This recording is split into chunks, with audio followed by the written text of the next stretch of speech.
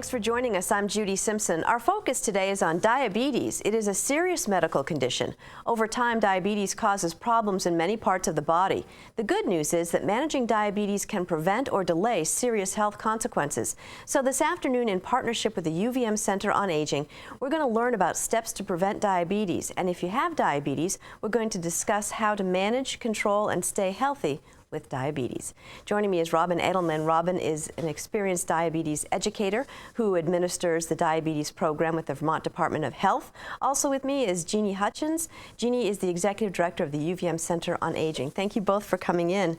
Robin, how many adults in Vermont have diabetes? So Judy, if we're looking at adults at 18 plus, it's about 1 in 10 Vermonters. But at age 65 plus, that number jumps to closer to 3 in 10 Vermonters. Really? So it's a common, very common condition as we get older. Now, there are actually two types of diabetes? Yes, there's type 1 and type 2, and overall type 2 occurs 90% of the time. It's the more prevalent form, and we are talking today about the type 2 diabetes. Now, is there also something called pre-diabetes? What's that?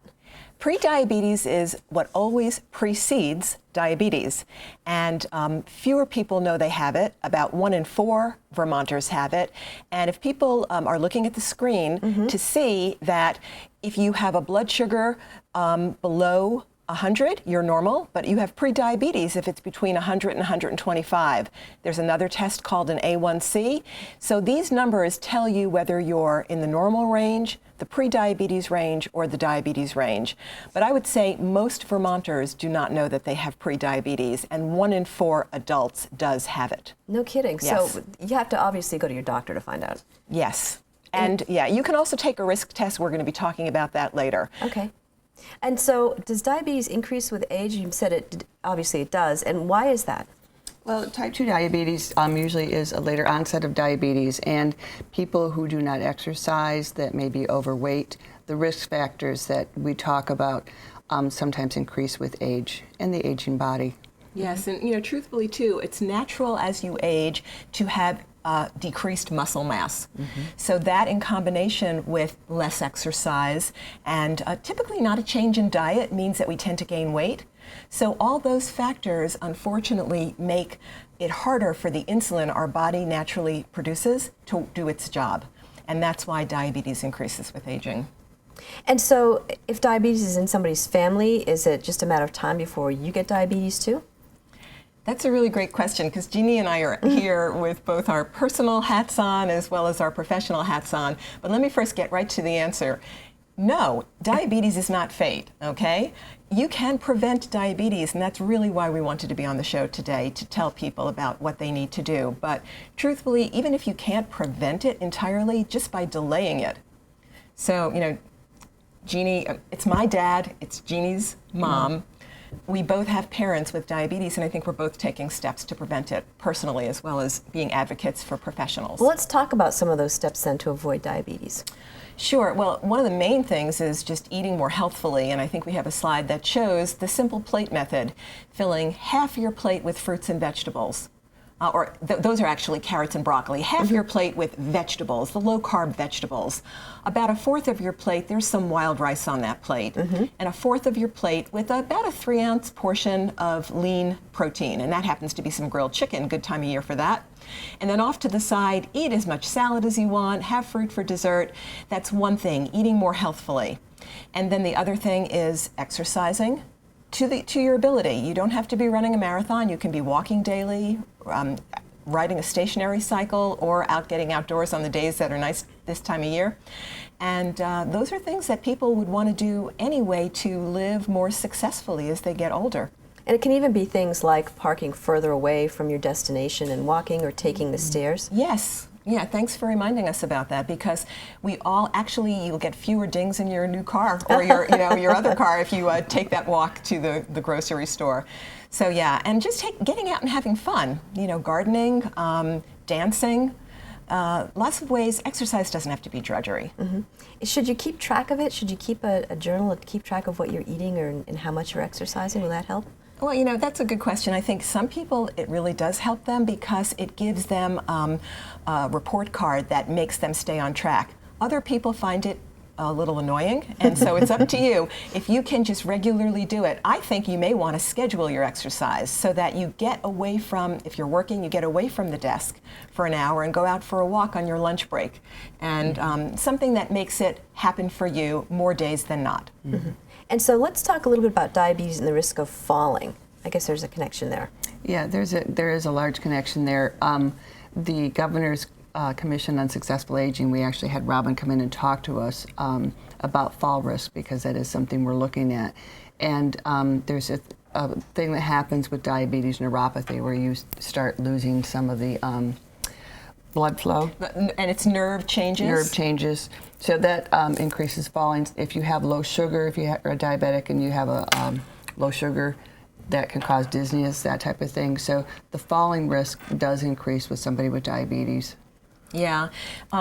Truthfully, too, when you can't feel your feet as well, and from the neuropathy or the nerve damage that Jean just talked about, you can probably not feel the pressure of standing as evenly, so your balance might be more affected. And there are some studies that show that with advanced neuropathy, and I know that my dad is dealing with this regularly, even with a walker, he just sometimes doesn't even know where his left foot is going. He doesn't feel it as well, so that affects balance. Interesting. So foot care too is an important issue. Can you explain why that is?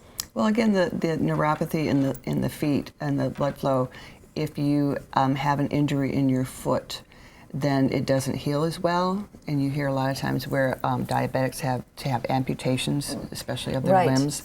And so that's why. So if somebody cannot take care of their feet, can't bend over, can't reach their feet, and this is a problem not only for diabetics, but for a lot of elderly people, then they have more of a chance of getting an infection in their feet. So that's why we all encourage, and I know that the state is doing a good job of encouraging all diabetics when they go to the doctors to take off their shoes and socks, to have those feet checked by the doctor. And we're showing the visual now of using a mirror. We were just showing that visual of there we go, using a mirror to see the bottom of your foot. Good idea. I mean, I can't even see the bottom of my foot, and I can bend pretty well still. Yeah. But so using that mirror and then checking between the toes, because you may not, as Jean was saying, you may not feel the little pebble or the stone that got in your shoe. Or maybe just a scrape or a cut that you didn't realize you had. Exactly. So, checking between the toes, using a mirror, and as Jean said, we have signs in a lot of doctors' offices that say, if you've got diabetes, take off your shoes and socks, so that the doctor is reminded, as well as the patient, to have a brief foot inspection. Right, and keep your toenails trimmed. Yes. So, Jeannie, are there resources available to help through the UVM Center on Aging to help Vermonters with diabetes? We have resources through our community partners. We would refer people to the Department of Health. There's a group called Footnoters that does foot clinics around the state that is run by Community Health Improvement at the hospital. Certainly the home health agencies provide foot clinics out in the community. But we just really encourage people to have a good relationship with their primary care physician's office or their PA, to have those checks, not only with their feet, but with their A1Cs, and having those, I think every 6 months, they should be going in and having everything checked to make sure that they're right on board. In the same vein, is it important to have these levels checked on a regular basis with your doctor? Like if I don't even know if I'm pre-diabetes, is that something to ask your doctor about? Definitely, you can ask your doctor, and you can also go to the health department's website for diabetes. We're going to be talking about a resource that I have brought with me called Learning to Live Well with Diabetes, and it's a booklet that's available free of charge to Vermonters. So they can call toll-free, a toll-free number, and I'm not sure if we're going to be showing that on the screen. Yeah, we will later. In a little bit. But at any rate, these are resources. Some of the pictures that we've been showing you are in this book, and they can help people. But that risk test I was talking about before, there's a big blue rectangle on the web page that you just answer a couple of questions, and you get a score about your relative risk. And then once you know that score, if it comes out high, that's a great conversation to then have with your primary care doctor. I took the risk test. I came out really high. Can we check my blood? Is there something that I need to know about? Because if people know that they have prediabetes, then they have an opportunity, maybe a little bit more motivation to eat healthy, to get out and exercise, and prevent the onset of this condition that we'd rather not manage if we could get away with it. Right. And are there any other symptoms that someone might have? Well, there are some symptoms, but typically they are symptoms, they will appear after a person has had diabetes for a few years and doesn't know it, such as a blurring of vision. Now, you may have a blurring of vision because you need a prescription change, or it just might be, or frequent infections, yeast infections in women, or a cut that's not healing quite well. So there are some symptoms. Frequent urination and frequent thirst is more a type 1 diabetes symptom. But for type 2 diabetes, it's usually 5 years or more before you get those symptoms. Wow, and that's 5 years that you could have been managing your diabetes. Exactly. And really, see, you want to prevent and delay diabetes, but if you've got it and you manage it well, you prevent the complications, the heart disease, the nerve damage to the feet that we were just describing before.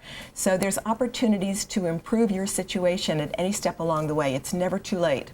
Now, if you have diabetes, do you automatically need insulin shots regularly? No, you don't. Initially, you can be managed just with diet and exercise or with a pill, an oral pill that you swallow. Eventually, though, if you live for a very, very ripe old age, as you age, your pancreas will make less insulin and you may eventually need it, but there are easy ways to administer it now through pens and things that are pretty painless. But not everybody from the start has to take it because your body still manufactures it. And so you mentioned the booklet. What are some of the other topics that are covered in it? I have some of the things that the booklet talks about, you know, the overview, how to eat well, which is something that we discussed, even ideas for different foods, and reading labels on foods. Yes, and also judging portion sizes. There are great pictures in the book. It's very, very visual about how a baseball might be, you know, what you use for a cup, or a CD. Those of us who still use them, how many ounces does that equal? So you can estimate the sizes of the portions you're eating when you can't measure them if you're eating out. Right, and so I think that they haven't had one that's a pack of cards, a deck of cards. Absolutely. Is the size of the protein that you should be eating. Yes, exactly. That's 3 ounces. Thanks for reminding me about that. That's a very simple one. We still do have playing cards, don't we? We do. And we talked about physical activity, and we're not talking about, you know, running a marathon. Exactly. We're talking about just moving every day, I would say for 30 minutes on most days of the week, which would be 5 to 6. And doing something that, whether it's in a pool, on the land, and even if you can't walk in a wheelchair, or if you have poor balance issues from a chair, there are lots of good chair exercises. So you can really get great resources now to be active at any age and any ability. And we talked about blood sugar too, checking blood sugar. Yes, there's great sections in that book on what your number should be when you check your blood sugar and how often you should check. Information that helps you be a better team member when you visit your healthcare team, because you're the only one who knows all the details of what's going on with you. And so we want to help people. There are actually classes that people can attend for free, statewide classes on health, or they're called Healthier Living Workshops for diabetes. There's a class also, the Diabetes Prevention Program, free to Vermonters, is offered almost statewide, and the phone numbers and contacts for all of those are in this book as well. Fantastic. And we also talked about, well, we didn't talk about when you get sick, you need to be extra special careful. Yeah, so the pointers about taking care of yourself when you have diabetes and you're sick, about what kinds of fluids to be drinking and when to call the doctor. Yes, very, very good pointers. There's really, it's one of the best resources and the most heavily used resource in the state. Well, let's talk a little bit about how people can get a hold of this. Sure, yeah. So this is the booklet, and the toll-free number to order it is 866-331-5622. And there's a long URL address there, which people can take the time to write down. I'll tell you the shorter one. If you just do healthvermont.gov, you'll be able to get to it that way as well. So the phone number or the web link will give you the way to order it, and we will mail it out to you. We have somebody actually waiting back at the health department because we expect that people will be calling us asking for this booklet. And then you'll have that resource at your fingertips when you have questions. Exactly. But the main thing, too, is if you do have questions, contact your primary care physician. Yes, that's a very good message. All right. Well, I want to thank you both for joining me today. Thank you. Our pleasure. That's our program for today. I'm Judy Simpson. We'll see you again next time on Across the Fence.